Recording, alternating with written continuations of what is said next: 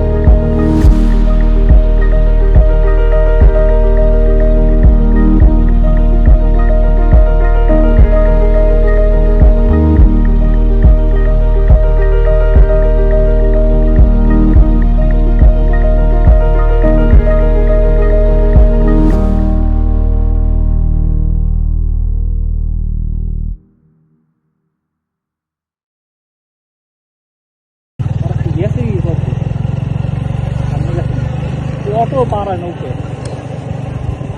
Auto পাড়ায় কেমন? Auto সে ওই নৌকাগুলোই এই সিস্টেম কেমন করে।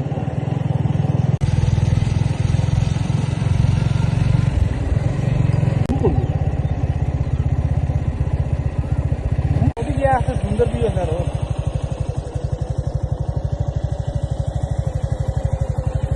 যাইতে পারবি, হেরা তো হইয়েই দেখে না, হইয়েই তো অনেক হবে না।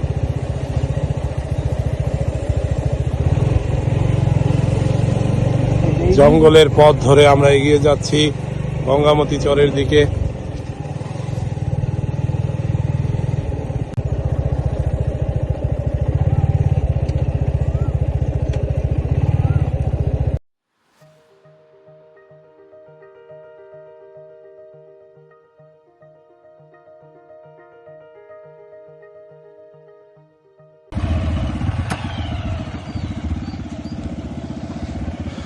আমরা এখন গঙ্গামতি চরে যাওয়ার জন্য এই ছোট যে খালটি আপনারা দেখতে পাচ্ছেন, আমরা এই খালটি এখন এই নৌকাটি যোগে পার হব।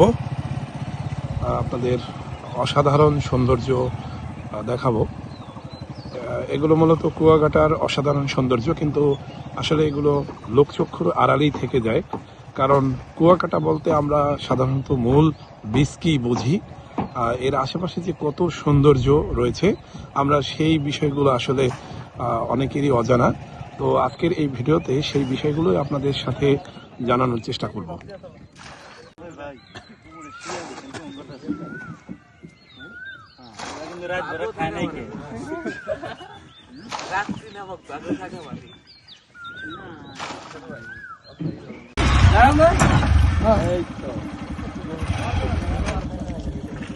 ব্রেক করবেন না, কেন তবে ব্রেক করো বলতে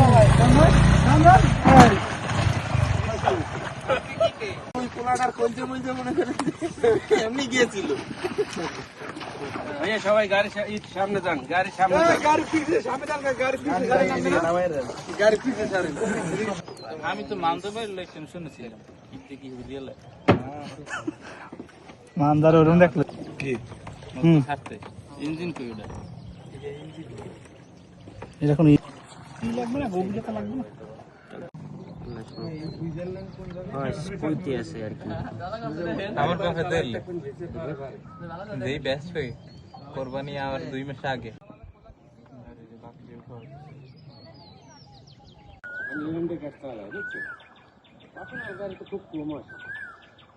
গাড়ির ভাড়া নেওয়া হয় না, ওদের কাছ থেকে লোকের ভাড়া নেওয়া হয় 25 টাকা, মানে মিলিয়ে দিলে যেরকম 50 টাকা একটা গাড়ি। আমরা কয়টা গাড়ি দিই? 50 টাকা দেবেন এক এক গাড়ি। মানে 5 গাড়ি আর এই ও এই যে নামাই দেবো সুন্দর লাগে আর লোক করার নাম লেখান, গাড়ির নাম লেখান যা।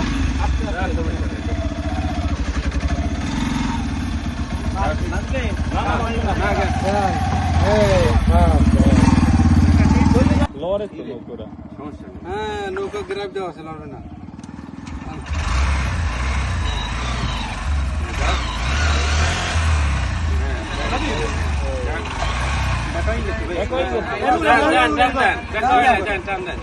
সমস্যা নাই, উঠবে ভাই উঠবে আমরা আসছি।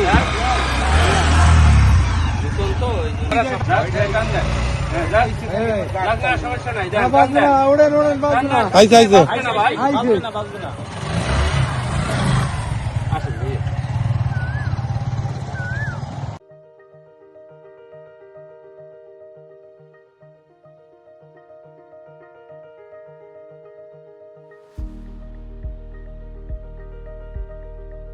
সুপ্রিয় দর্শক, এই হলো সেই অপরূপ সৌন্দর্যের গঙ্গামতি চর।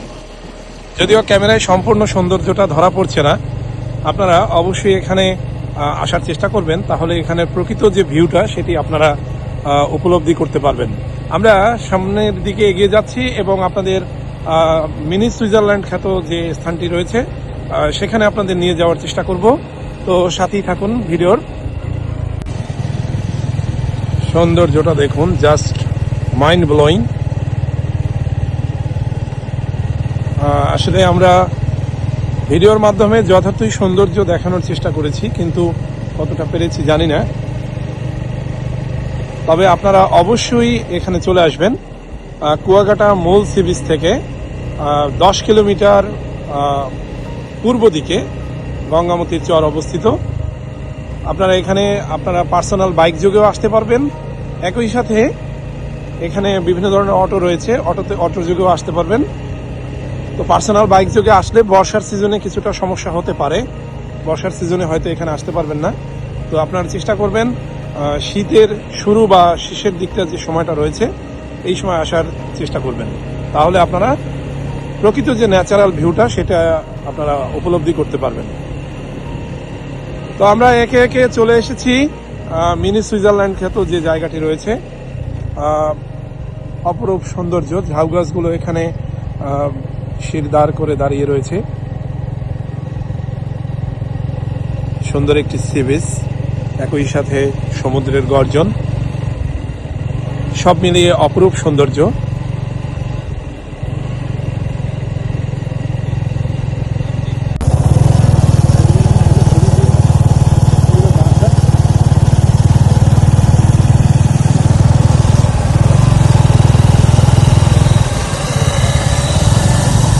ওই যে দূরের যে ঝাউবনগুলো দেখা যাচ্ছে ওই জায়গাটাই হচ্ছে আপনার মিনি সুইজারল্যান্ড খ্যাত স্থানটি। তো আমরা ওখানে আপনাদের নিয়ে যাব এবং ওইখানের যে সৌন্দর্য রয়েছে সেটি আপনাদের মাঝে তুলে ধরব। তো আমাদের সাথেই থাকুন বন্ধুরা। এই যে সি বিচটা আপনারা দেখতে পাচ্ছেন, এখানে প্রচুর পরিমাণে লাল কাঁকড়া দৌড়দৌড়ি করছে। ভিডিওর মাধ্যমে হয়তো তুলে ধরা সম্ভব হচ্ছে না। আপনারা এই বিচটিতে আসলে প্রচুর পরিমাণে লাল কাঁকড়া দেখতে পাবেন।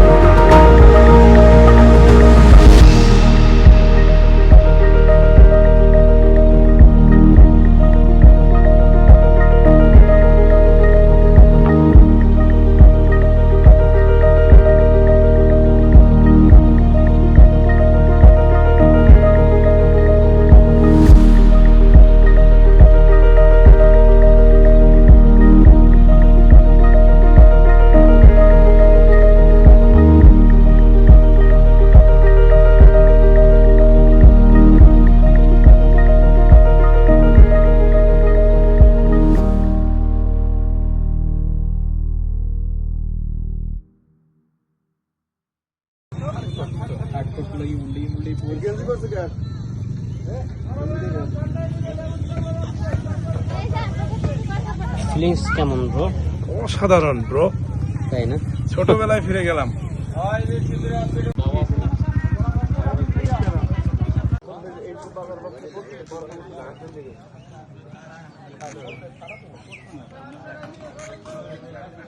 সুপ্রিয় দর্শক, আপনাদের আমরা কিছুক্ষণ আগে গঙ্গামতির চর দেখিয়েছি।